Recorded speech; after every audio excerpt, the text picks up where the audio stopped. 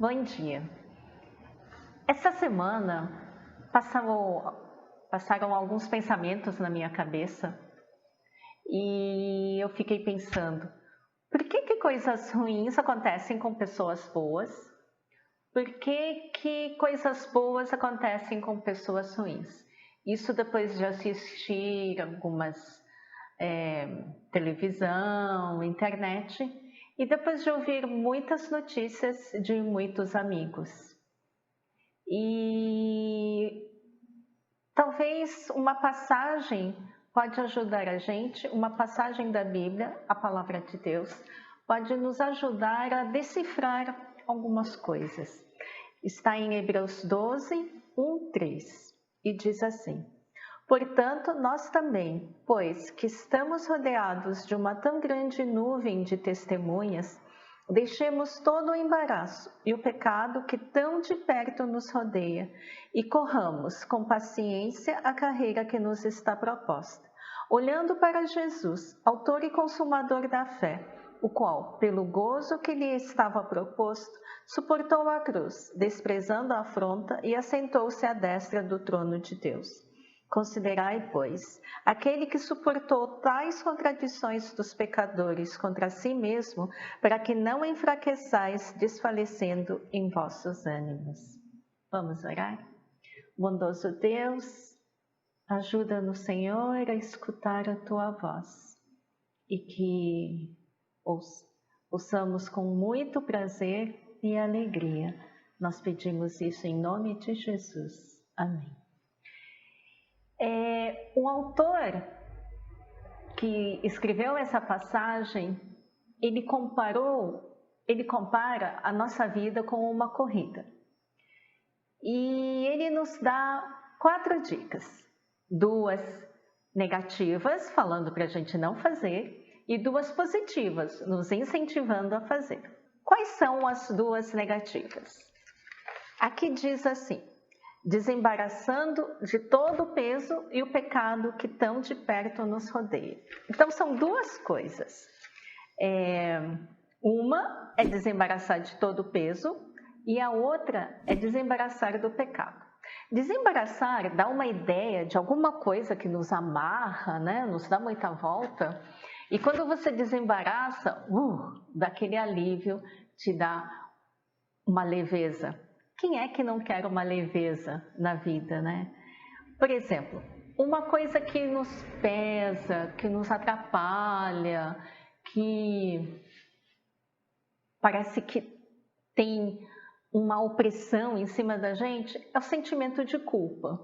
Muitas vezes me passa na cabeça, poxa vida, por que eu fiz isso? Não devia ter feito, ou eu devia ter feito e não fiz. E muitas coisas, às vezes, são até de muitos anos atrás. E eu fico carregando. E aquilo é um peso. Talvez o negócio é aceitar que fiz o melhor que pude naquela época e me perdoar e amar a mim mesma, né? Deixa para trás. Acabou. Corta.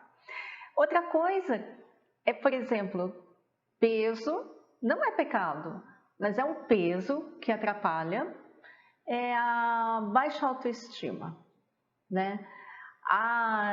Eu não tenho essa habilidade, fulano tem, mas eu não tenho. Eu podia ser mais alta, eu podia ser mais magra, e aí eu fico com inferioridade. A baixa autoestima, ela já vem andando junto com a irmã gêmea, que é o irmão gêmeo, que é o complexo de inferioridade. E isso também é um embaraço. Isso impede a gente de viver em leveza e de correr e de alcançar objetivos, de sermos as pessoas que Deus planejou que a gente fosse. Uma coisa que eu coloquei aqui, que é um peso, é rede social. Me toma muito tempo e muitas vezes eu acabo entrando em canais e em doramas que acaba tomando o meu tempo e eu perco as minhas prioridades. né? Isso também é um embaraço que, se possível, eu gostaria de ter mais tempo e quero deixar para trás. E você? Você também se identificou com alguma coisa? Você pensou, uau, eu tenho talvez má companhia que eu tenho que abrir mão. Você também tem alguma coisa que está te pesando, te oprimindo? Deixa para trás. Perdoe a si mesmo. Aceite como você é, como Deus te criou e vá, né? Agora, a segunda coisa que é para deixar é o pecado. Isso é meio óbvio, né? O pecado pode ser indiferença à dor das pessoas. Hoje estamos num período de muitas dores, muito sofrimento. E se a gente ficar egoísta, individualista, isso é pecado. Isso é para deixar para trás. Não perdoar as pessoas ou a ira é pecado. Deixa para trás. Livra, né? Viver em covardia, medo que paralisa, que ficar em pânico, desembaraça, deixa para trás. Deixemos tudo e isso vai fazer com que a gente possa ter uma vida mais leve e ter fôlego para correr. É como se a gente deixasse então um salto alto, um casaco pesado e a gente pode correr mais levemente. Você também pensou em alguma coisa, algum pecado que pode deixar para trás? Aproveita esse momento, fale com Deus para se arrepender e vamos em frente, que a vida é boa. Os 2 sims. Correr como? Com paciência, a carreira que nos está proposta. A paciência, porque a vida ela é realmente injusta. A vida realmente tem conflitos, ela tem obstáculos, mas a gente tem que viver então com paciência. Eu vi uma vez uma pessoa falar assim: Deus, por favor, me dê paciência, mas me dê já. A paciência a gente não consegue assim de uma hora para outra, de um dia para o outro. Na paciência é necessário, sim, passar por alguns exercícios e a gente vai adquirindo. E paciência porque a vida ela pode demorar, né? Ela pode demorar um pouco mais para algumas pessoas e um pouco menos para outras pessoas. E como viver com paciência? Saber aproveitar o agora, né? Eu recebi de uma amiga um vídeo de uma senhora de 116 anos. Essa senhora, ela ganhou o certificado do Guinness de recorde de ser a pessoa mais idosa do planeta. Então, foram lá entregar o certificado para ela e um repórter perguntou: qual o dia mais feliz da sua vida? E ela, sem dúvida nenhuma, ela falou: agora, né? É uma resposta muito sábia. E pode ser que a nossa vida, a nossa corrida demore um pouco mais, pode ser um pouco menos, mas aprender a viver no ritmo certo. Principalmente quando a gente já consegue ver a linha de chegada, principalmente para a arrancada final, né? É importante a gente saber começar bem e é importante a gente saber terminar bem a nossa vida, a nossa corrida. Como que é esse começo, meio e fim da corrida? Todo mundo está correndo. A diferença é se a gente corre com ou sem Jesus. A segunda dica do autor de Hebreus é olhar para Jesus. É correr olhando para Jesus, viver olhando para Jesus. Todo mundo está vivendo, todo mundo está correndo. A diferença é se a gente vive com ou a gente corre com Jesus ou sem Jesus.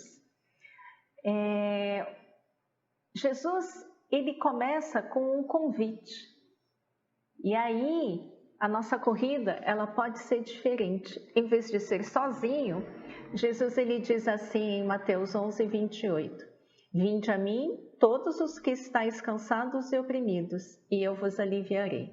Tomai sobre vós o meu jugo e aprendei de mim, que sou manso e humilde de coração, e encontrareis descanso para as vossas almas, porque o meu jugo é suave e o meu fardo é leve.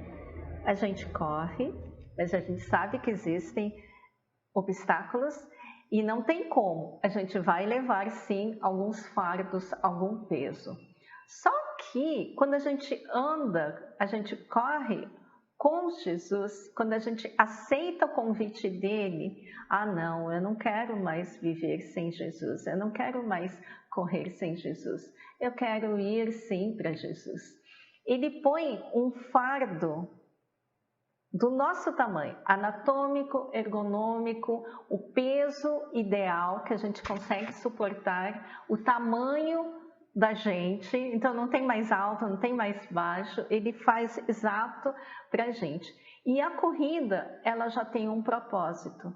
Ela não é uma vida que a gente pensa, de onde eu vim, para onde eu vou, mas uma vida que a gente sabe que vale a pena, uma vida que tem começo, meio e fim.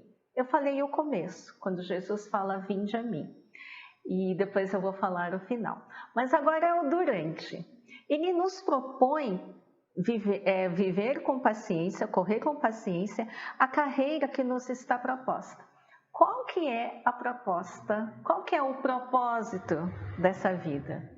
E eu coloquei aqui para mim, depois de algum tempo meditando, depois de algum tempo pensando, que eu nasci para ser amada por Deus, eu nasci para ser amada por Jesus, eu nasci para ser amada pelo Espírito Santo.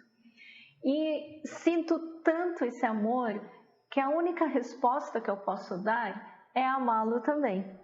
Então eu nasci para ser amada e para amar. Esse é o propósito da minha vida, é o propósito que eu creio que eu fui criado. E eu tenho certeza que esse também pode ser o seu propósito, pode ser também o motivo da sua vida, né? E quando fala aqui, olhando para Jesus, que é a segunda coisa do sim, o olhando para Jesus faz com que a gente tenha foco, né? E esse foco não é para qualquer situação. Eu olho para Jesus e em que momento ele está? Ele está na cruz.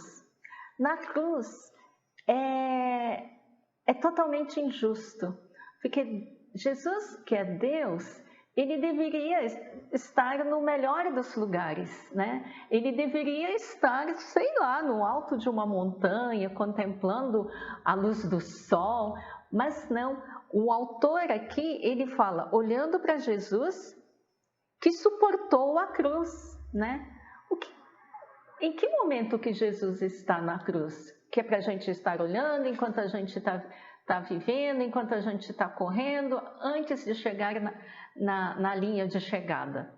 Jesus, ele foi crucificado injustamente, porque ele não fez nada de errado. E se a gente se sente rejeitado, se a gente se sente só, né? Jesus ele foi abandonado pelos seus melhores amigos, ele foi abandonado por muitos exatamente na pior agonia. E aí quando a gente pensa, poxa, a vida é tão injusta comigo, mas é assim mesmo. E se a gente olhar que foi injusto também para Jesus, sabe quando um jogo vai começar entre uma turma de amigos? E aí você vai escolhendo quem vai ficar no seu time, os capitão, né? Do time, assim, fala, eu quero você, aí o outro chega, eu quero você, e vai. Aí chega os últimos. Geralmente eu sou uma das últimas a ser escolhida. Se é que a gente é escolhido, você já aconteceu de ser, assim, o último e não é nem escolhido, do tipo assim, tem duas pessoas e escolhem o outro e você vai lá caladinho para o outro time, que não foi nem escolhido, mas é porque você sobrou.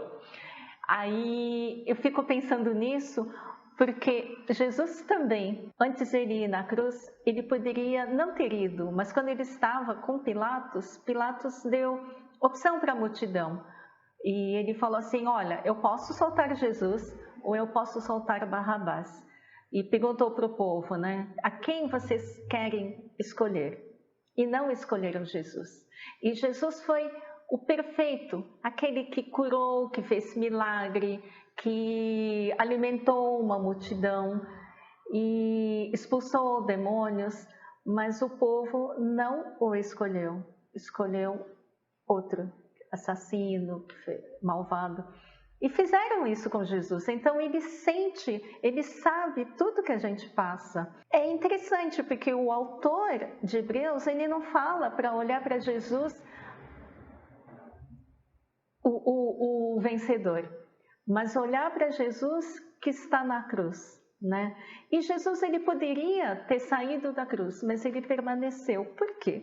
Ele suportou, desprezando a afronta, assentou-se à destra do trono de Deus. E é para a gente considerar aquele que suportou tais contradições contra si mesmo, para que a gente não enfraqueça, para que a gente não desfaleça, para que a gente não perca o nosso ânimo. Você tem olhado para quem? Você tem olhado para onde nessa corrida da vida? Se a gente olha somente para bens materiais, talvez a gente não esteja correndo bem. Se a gente estiver olhando só para um youtuber, talvez não é o melhor modelo que a gente tem. E realmente a vida vai ser muito injusta. Você tem olhado para Jesus?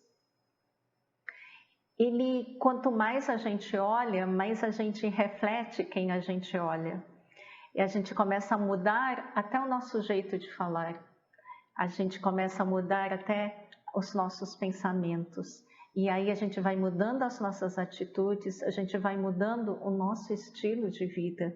A gente vai acabar refletindo aquele a quem a gente mais olha, né? A conclusão. Então, para a nossa arrancada final, quando a gente anda no ritmo do Espírito Santo, o durante, né? A gente não vai indo nem muito mais rápido, nem muito devagar, mas do jeito como o Espírito Santo nos ensina, quando a gente vê que ainda não chegou a hora, enquanto isso, vamos vivendo corajosamente, vamos vivendo intensamente, vamos viver o agora, com amor, com equilíbrio. E fazendo um resumo, né? Vamos então viver uma vida leve, uma vida simples, desembaraçando de todo o peso, de todo o pecado, com paciência e olhando para Jesus. E Filipenses 1:6, agora é o fim, né? Ele fala assim, tendo por certo isto mesmo, que aquele que em vós começou a boa obra, aperfeiçoará até o dia de Jesus Cristo. Que dia que é esse? A linha de chegada, quando Jesus voltar, a segunda vinda. E se a gente chegar a hora antes de Jesus voltar? Ok, assim como todo mundo nasce, todo mundo morre também. Mas a gente não vai estar sozinho, a gente vai estar com Jesus, a gente vai estar olhando para Ele. A certeza é que não somente a presença de Deus vai estar com a gente, aqueles que atendem ao convite de Jesus, mas também que aquele que em vós começou a boa obra, a aperfeiçoará. Aquele que começou a boa obra vai completar até o fim. E é isso que a gente deseja para cada um de nós, né? Vamos orar? Bondoso Deus, ajuda-nos, Senhor, a começar bem, a viver bem, escutando a Tua voz, correndo, andando, caminhando no Teu ritmo e principalmente ajuda-nos, Senhor, a completar, a terminar bem, isso olhando para Jesus na companhia do Espírito Santo. Em nome de Jesus, amém. Aí recebam a bênção também. Que a graça do Senhor Jesus, o amor de Deus Pai e a amizade do Espírito Santo esteja com cada um de vocês, agora e para sempre. Amém.